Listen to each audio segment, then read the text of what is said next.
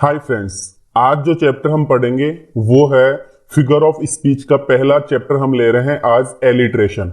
और इस एलिट्रेशन को हमें ढंग से पढ़ना है, बहुत सारे एग्जांपल्स हम करेंगे। एलिट्रेशन का मतलब हिंदी में अनुप्रास होता है। अब जिन लोगों को हिंदी आती है, मतलब जिनके हिंदी सब्जेक्ट है उनको अनुप्रास का पता होगा, और जिनके इंग्लिश लिटरेचर है उनको एलिट्रेशन का पता होगा।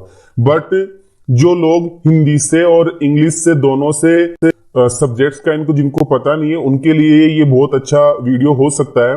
लिखा हुआ है एलिट्रेशन। एलिट्रेशन मतलब अनुप्रास। होता क्या है, इसके अंदर क्या नहीं है, सारी डेफिनेशंस को अपन कवर करते हैं। देखिए, आपको स्क्रीन पर दिख रहा होगा, लिखा हुआ है कि एलिट्रेशन इज द रिपीटिशन। पहले इतना ही समझाऊंगा। एलिट्रेशन क्या होता है? एक रिपीटिशन होता है। रिपीटिशन क्या होता है? रिपीट करना, बार बार आना, वो रिपीटिशन कहलाता है, पुनरावृत्ति। एलिट्रेशन एक रिपीटिशन है। अब रिपीटिशन किसका है वो पढ़ते हैं। एलिट्रेशन एक रिपीटिशन है, और रिपीटिशन किसका होता है? Same consonantal sound. Same consonantal sound, same consonant होना चाहिए। पहली बात तो साउंड तो है ही, लेकिन कॉन्सोनेंट होना चाहिए। अभी बात करेंगे कॉन्सोनेंट क्या होता है, वाउल क्या होता है। वाउल तो ए ई आई ओ यू ये होते हैं, और कॉन्सोनेंट आपको पता है B C D F G ऐसे करके वो कॉन्सोनेंटल साउंड होते हैं। ठीक है, कॉन्सोनेंटल होते हैं। या सिलेबल। सिलेबल बोले तो मैं आपको एक भाषा में समझाऊं तो सिलेबल का मतलब मात्रा होती है। इन क्लोजली एसोसिएटेड वर्ड्स, जो क्लोजली हो, एसोसिएटेड हो, संबंधित हो, जुड़े हुए हो वर्ड्स शब्दों के साथ।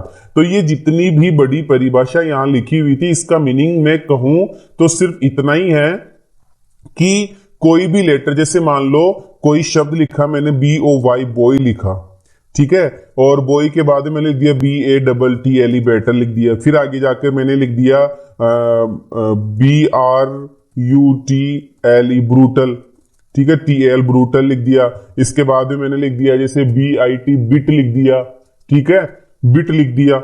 तो ये जितने भी वर्ड्स लिखे हैं, बॉय, बेटल, ब्रूटल, बीटल, ये जितने भी शब्द मैंने लिखे हैं, इन शब्दों में आप गौर कीजिए आपको कौन सा लेटर, मतलब कौन सा कॉन्सोनेंट बार बार आ रहा है। यहां देखो बी, फिर आगे देखा बी, फिर हमने आगे देखा बी, और फिर हमने आगे देखा बी। तो ये जो शब्दों के अंदर लेटर्स की जो पुनरावृत्ति हो रही है, सेम कॉन्सोनेंटल साउंड की जो पुनरावृत्ति हो रही है, यही एलिट्रेशन होता है। Is it okay? और देख लेते हैं, एक डेफिनेशन और दी हुई है कि एलिट्रेशन इज यूज्ड। पहले इतना समझाऊंगा कि एलिट्रेशन का यूज किया जाता है। एलिट्रेशन इज यूज्ड, एलिट्रेशन का यूज किया जाता है for special stylistic effect, special style effect डालने के लिए। एलिट्रेशन का यूज क्यों किया जाता है? क्वेश्चन पूछा जा सकता है कि एलिट्रेशन का यूज क्यों किया जाता है? इफेक्ट डालने के लिए। इफेक्ट कौन सा? स्टाइलिस्टिक, एकदम स्टाइल वाला इफेक्ट डालने के लिए एलिट्रेशन का यूज किया जाता है। और क्यों यूज किया जाता है? ए स्पेशल एटमॉस्फेयर से स्पेशल एटमॉस्फेयर पैदा होता है जब भी राइम, जब भी कोई पोइम गाई जाती है और एलिट्रेशन का यूज उसमें होता है, तो उसका एटमॉस्फेयर, उसकी रिदम, उसका साउंड सब गजब हो जाता है। उसका वातावरण हुआ, उसकी सुरले, ताल हुई, ये सब गजब हो जाता है। Is it okay? Next definition देखते हैं क्या लिखा हुआ है। इन ओल्ड इंग्लिश, पुरानी अंग्रेजी में, एलिट्रेशन वॉज, एलिट्रेशन था, मोस्ट ऑर्गेनाइजिंग डिवाइस, बहुत ही ऑर्गेनाइजिंग डिवाइस माना जाता था, बहुत ज्यादा अच्छा डिवाइस माना जाता था वर्स के लिए। वर्स मतलब पोइम्स के लिए। आगे देखते हैं, और है इन मॉडर्न इंग्लिश, आजकल की अंग्रेजी में एलिट्रेशन का यूज किया जाता है only for special stylistic effect. पुरानी अंग्रेजी में तो ऑर्गेनाइजिंग डिवाइस था, पुरानी अंग्रेजी में तो ऑर्गेनाइजिंग डिवाइस था, और नई अंग्रेजी के अंदर ये स्टाइलिस्टिक इफेक्ट डालता है। सच एज, जैसे कि रेनफोर्स कर देता है, उत्साहित कर देता है, मीनिंग को बहुत ज्यादा रेनफोर्समेंट में डाल देता है। नेक्स्ट है दिस कंसिस्ट, ये सब चीजें मिलाती है इन द रिपीटिशन के अंदर सेम लेटर, जो सेम लेटर्स होते हैं या सेम सिलेबल होता है at the beginning of two और मोर वर्ड्स। बिगिनिंग में आता है, ज्यादा ध्यान किस पे लगाना होता है? बिगिनिंग में। बिगिनिंग के अंदर जो लेटर, कॉन्सोनेंट लेटर जो है वो एलिट्रेशन होता है, लेकिन एक बार आने से एलिट्रेशन नहीं होगा, बार बार आने से एलिट्रेशन होगा। ठीक है, अब हम कुछ एग्जांपल्स देखते हैं। पहला एग्जांपल आपको आपकी स्क्रीन पर दिख रहा है, मैंने लिखा है कि a lord of learning lumbering largely in his head. गौर कीजिए, ए के बाद में लॉर्ड है, इस लॉर्ड में एल है, लर्निंग में एल है, लंबरिंग में एल है, लार्जली में एल है, और कहीं एल स्टार्टिंग में नहीं है। इसका मतलब ये क्या हुआ, ये एलिट्रेशन हुआ। नेक्स्ट क्वेश्चन देखते हैं। A smooth steadfast soul showing something selfless and small. Smooth में एस, स्टीड फास्ट में S, soul S, showing S, sometime S, selfless S, small S. Next है a strong man struggling with the storms of fate. Strong में S, struggling S, storms S. A sweet sad smile then spread across her face. इस लाइन के अंदर दो alliteration का use हुआ है।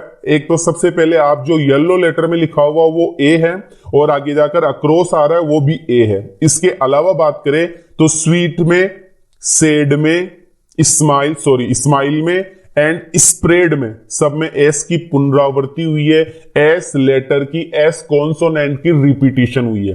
नेक्स्ट है and the cow sleep and blue bell are bent by the bee. गौर कीजिए, यहां आपको ए दिख रहा है और आगे जाकर यहां एंड में ए दिख रहा है, तो ये भी एलिट्रेशन है। बाकी ब्लू, बेल, बेंट, बाई और बी, इन सब में बी की रिपीटिशन हुई है, इसका मतलब एलिट्रेशन है। Now the next, and waves of shadow went over the wheat. गौर कीजिए, वेव्स, वेंट, व्हीट, सब में डब्ल्यू की रिपीटिशन हुई है। आगे है extensive harvest hand and the heavy head. Harvest में एच, हैंड, हेवी, हेड, सब में एच की रिपीटिशन हुई है। फिर आगे लिखा हुआ fair, foul, have, feathers, fair. अब आपको बताना है यहां पर एफ की पुनरावृत्ति, यहां फाउल में, आगे जाकर देखा तो फीदर में, उसके आगे जाकर देखा तो फेयर में। ठीक है, नेक्स्ट क्वेश्चन देखते हैं। ये रिपीट ही हो गया एक तरीके से, लेकिन फिर भी देख लो, fair, fall, foul, fair. Next question, fetch, fresh, आगे जाके fuel. Next question, full, fathom, 5, father.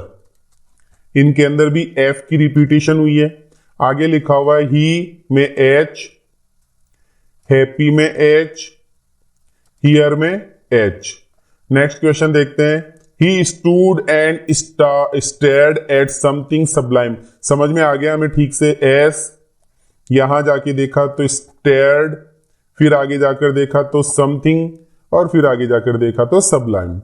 ठीक है, इन सब में किसकी रिपीटिशन हुई है, एस की रिपीटिशन हुई है। Next, how high highness holds his haughty head. समझ में आ गया बिल्कुल, एच, यहां एच, यहां एच, एच, होल्ड्स में एच, हिज, हॉटी, और आगे जाकर देखा तो हेड।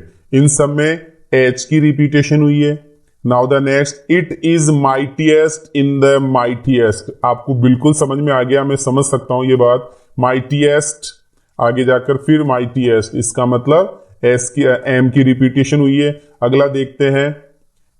अगला है हमारे पास में लेट, यहां लवली, यहां lilacs, and then line, and then lee, after then lonely, and last and final LAN.